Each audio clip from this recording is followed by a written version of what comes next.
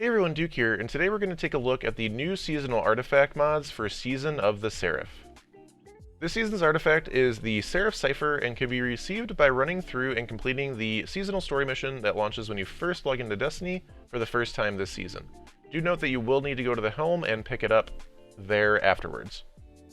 Starting us off in the first row, we've got our normal kind of primary champion mods. We've got Unstoppable Hand Cannon, which will allow you to stun Unstoppables with a hand cannon, of course.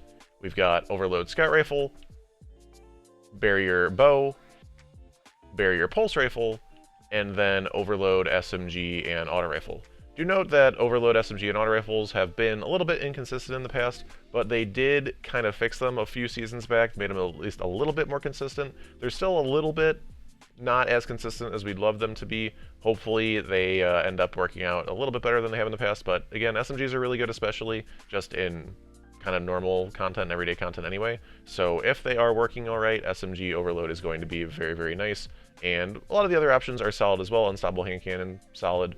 Overload Scout Rifle, solid, especially if you want to throw on Explosive Payload. If you have explosive rounds on your Scout Rifle, that'll make it even better. And Barrier Bow and Barrier Pulse Rifle, both long-range options that can reasonably easily deal with barrier champions as well. For the second row, we've got Grenade Launcher Holster. This is going to be similar to Machine Gun Holster from last season, only costing 1 rather than the higher cost that they normally cost.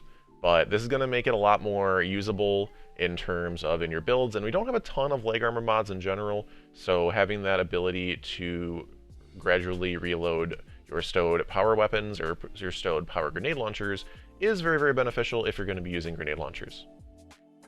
Next, we've got Legacy Ambush. This is going to increase the duration and effectiveness of the Ambush origin trait and the Bray Inheritance origin trait.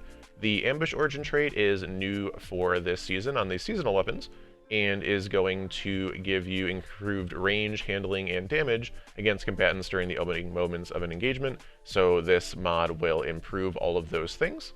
And the Bray Inheritance origin trait is going to be on the new, quote-unquote, Deepstone Crypt weapons, and we will show you that origin trait as well. Just going to look for Trustee here. And the Bray Inheritance origin trait is going to give you a small amount of ability energy every time you deal damage. So just dealing damage to anything, that's going to regenerate a small amount of ability energy. It's going to be super duper nice and super duper useful for any of your kind of ability focused builds, grenade focused builds, your melee focused builds, stuff like that. And this is going to be increased if you use this seasonal artifact mod. Next, we've got Inflight Compensator. This is going to be a PvP-focused mod and probably a must-use PvP mod. I know I'm not a huge PvP person, but everyone that I see that plays PvP a lot really does not a huge fan of the whole airborne effectiveness changes, and this is going to increase your airborne effectiveness for every single weapon that you're using, so I would assume in pretty much 99.9% of cases, people playing PvP are going to use this at all times during pretty much the entire season. Next, we've got Bow Dexterity, just ready speed and stow speed increase for bows, nothing huge here. And next we've got Mobile Retrofit. This is kind of an interesting one in giving you 5 mobility, but this is not going to be your normal kind of, mobility mods or other type of stat mods that you can use in the general armor slots. This is going to go in your kind of middle slots. So this is going to be only for legs. I know I showed it a helmet there, but only for your leg armor. But being able to put those in the middle slots or in an Artifice mod slot, as it is an artifact mod, is going to give you that potential to kind of get even more mobility than normal. It does cost 3, which normally you can get 10 mobility for 3 energy in your, general armor slots. But if you need, that extra little kick of mobility, or just really want to stack up that mobility easier without having to have as much on your actual armor stats or things like that, this is going to give you a little bit of extra flexibility, which is kind of neat. For the third column, we've got Hand Cannon Targeting. This is already normally existing in the game, but now it's only costing 1, and will improve your target acquisition, accuracy, and ADS speed for hand cannons. Next, we've got Pulse Rifle Loader, just like the Hand Cannon Targeting already normally exists in the game, but is only costing 1 now, and will increase your Pulse Rifle reload speed. Next one's kind of interesting. We've got Energy Diffusion Substrate. This is going to give you a small amount of resistance to all damage by all combatants, and is stackable. So normally, you can run stuff like Arc Resist or Solar Resist or things like that, or in past seasons, the past couple seasons, we've had like double resistances on one of these mods. This is only costing 1, gives you resistance to everything. I do assume this will give less resistance than like an Arc Resist or a Solar Resist specifically, but if you're facing all different types of damage and can't just focus on one, or just kind of want to be a little bit more lazy with it in terms of not having to constantly change things, this will give you resistance to all combatant damage. Do note that something like this will not work in PvP, but in PvE, this is going to be a very, very useful mod. I will probably be running this pretty much all season, unless there's like a specific situation where I'm facing like only Arc, like maybe in Deepstone Crypt on Atrax, you're really only facing Arc damage, so like Arc resistance is going to be really good there. And again, assuming this is less resistance than just Arc resistance, if it's like the same, like if this gives the same amount as all those specific resistances, then you just run this always. But then a very good and very flexible mod here for sure. Next we've got Sharpshooting. This is going to greatly increase the duration and effectiveness of the Tex Balance Stock Origin trait and the Vice Stinger Origin trait. Tex Balance Stock Origin trait, not sure what that is, but Vice Stinger is one of, if not really one of, it is the best Origin trait that already exists, and this is going to increase its effectiveness. I don't really even know how that's going to work. I assume it will end up giving, like, have a higher chance of Vice Stinger proccing, and maybe even lowering the cooldown of it proccing more often, but Vice Stinger is already nuts. This is going to make it even better. And next we have Resilient Retrofit, which is going to be similar to Mobile Retrofit, except for Resilience. This is going to cost 4, which is pretty expensive for 5 Resilience, seeing as we can normally get 10 for 3 energy. And we also already have this Energy Diffusion Substrate. So like on the chest armor specifically, we usually already have mods that we're going to be using kind of stackable resistances, the Arc Resist and Solar, this mod type of things. So I don't really see myself using this very often.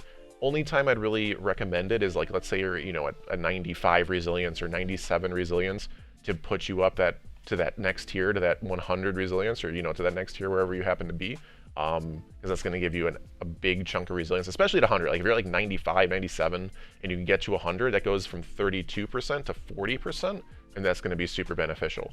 So if you have something like that, I'd use it. Otherwise, big energy cost, and you can use other things to kind of stack with your resistance anyway, or your resilience anyway. So it's flexible, but not a top tier one in my opinion.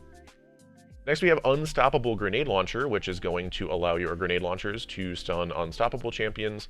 Always really nice to have kind of flexibility in champion stuns. This will allow both special weapons and power weapons to stun champions on unstops, so now we have a lot more flexibility in our builds and kind of being able to use different weapons or different primaries. We got multiple primary options for different champion types. We've got, again, Unstoppable Grenade Launcher can be either a special weapon, either kinetic or energy, or it could also be your heavy, so you've got a lot more flexibility in terms of your builds when they do give us these special and or heavy weapon champion stun mods. So nice one to have here. It does cost 7. It's gonna kind of put you behind on having extra energy on your arms, but if you're using grenade launchers or really enjoy using grenade launchers or just want that flexibility, it's going to help.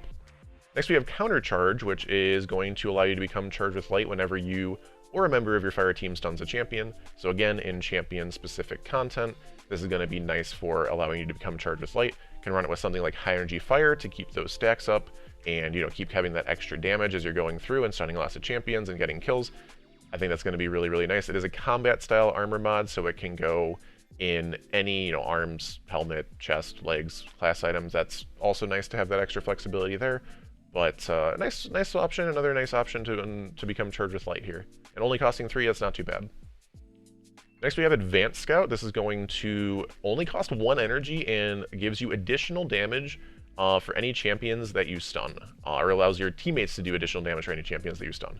I'm not sure if that's gonna include you. It doesn't. Usually it will specify you and teammates if it's something like this. So it's more of a, if it's only just your teammates, it's more of a debuff, for the rest of your teammates. But only costing 1, and something like a GM or something, if you're running with a team, I definitely recommend is throwing this in there. If it's, especially if it also affects you, then it's gonna be even better. But even without that, I think it's definitely worth using in, if you have that 1 energy cost and additional damage, it's super helpful. Next we've got Lord Kelvin's Basilisk. This is also only cost 1 energy, and this is going to basically just be Overload, Void, and Stasis Grenades. Void Overload, especially with the Vortex, was super duper strong a couple seasons back. Love to see that coming. And Stasis Overload grenades is a little wonky and can be a little bit inconsistent, especially with the freeze. You can use that to your advantage sometimes in terms of kind of resetting the lockout of the overloads being stunnable, but do keep that in mind that the Stasis Grenade and the Stasis Freeze in general can mess with and kind of mess up champion stuns for sure. And lastly, in the fourth column, we have Low Entropy Superconductor, which is going to give you unstoppable Stasis and Arc melees. Nothing crazy, but if you're running Stasis, you're running Arc, you want that ability to stun champions and extra kind of flexibility. Nice mod to have here. In the fifth column, we've got Passive Aggressive Guard. This is going to be kind of a similar mod to Passive Guard, but instead of with swords, it's now with glaives, receiving that less damage from combatants when you are close to enemies and wielding a glaive. So this is actually super duper interesting. Obviously, glaives aren't going to quite do as much damage as a sword does, in terms of, being able to get in and do lots of damage. But this, glaives already make you extremely tanky as it is, and this is going to give you even more tankiness. This could really allow some of those players that want to, kind of fulfill their tank fantasy. This is gonna amp that up. And if you're already like glaives, you're already using glaives, you're already tanky with glaives, and now you have this very interesting mod and definitely gives a little bit of build potential. Does cost 6, so that's pretty expensive, but I like that this is here. I don't personally think I'm going to use it much. I'm not a huge fan of glaives, but I definitely see the strength. Next we have Weaken to Clear, which this is very similar to Breach and Clear, which we had in the past. This is going to weaken any combatants that you damage with a grenade launcher, as long as it's a boss, a champion, or if you break a combatant's shield. Also going to reload your weapons if you do any of those things and damage any of those enemies or break a shield with a grenade launcher. Do note that the fact that it says weaken is going to make it a little bit weaker than Breach and Clear was, and Breach and Clear originally kind of was the same as Tether and Tractor Cannon and Divinity, being 30%. The weaken effect is only a 15% debuff. Also note that Divinity is also only a 15% debuff now.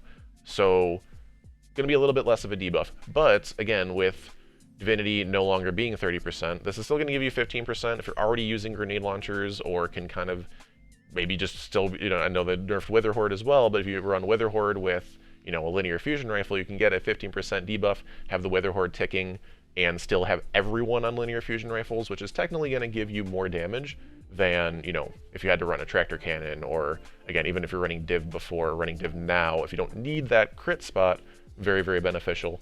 Obviously, if you're running a Hunter with Tether, you can get the 30% debuff. That's going to be nice, but if you don't have a Hunter, if they don't have Tether, if they're not running Tether, this is going to be super beneficial. Or, if you're just running GMs or running something like Solo and just want to have that debuff kind of for you consistently, super duper nice.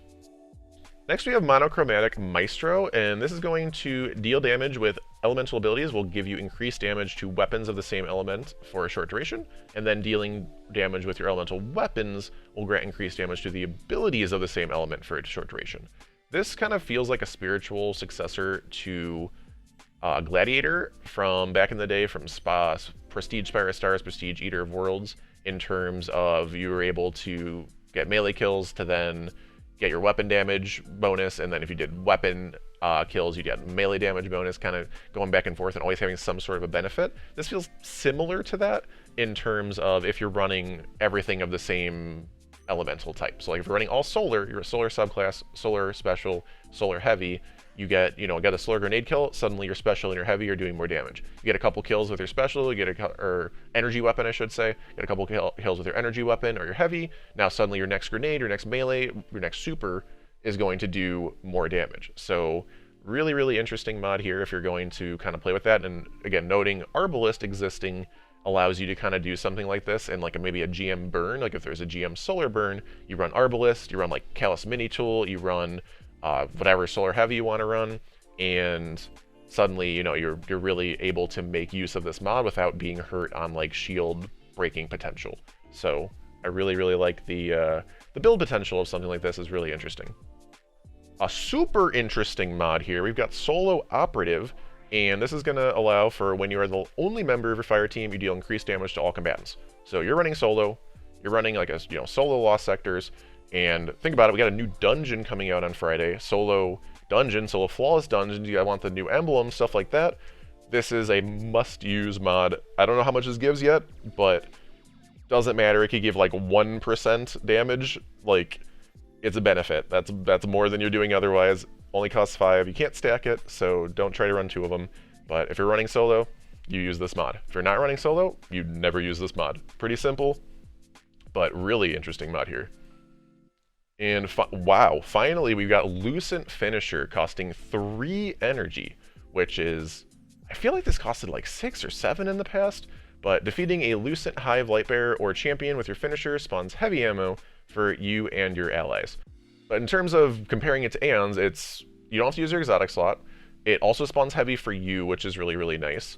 There are some situations where, you know, it's like a mini boss that you wouldn't get heavy from this, but you would get heavy from Aeons, so a couple situations where you'd still want to use Aeons instead of Lucent Finisher, but only 3 energy cost is crazy to me. That's huge. If you're running like a solo lost sector, or if the dungeon happens to have champions, or Lucent Hive for that matter, you could run both of these, solo operative and Lucent Finisher. That's crazy, and still have 2 energy left over. That's even crazier.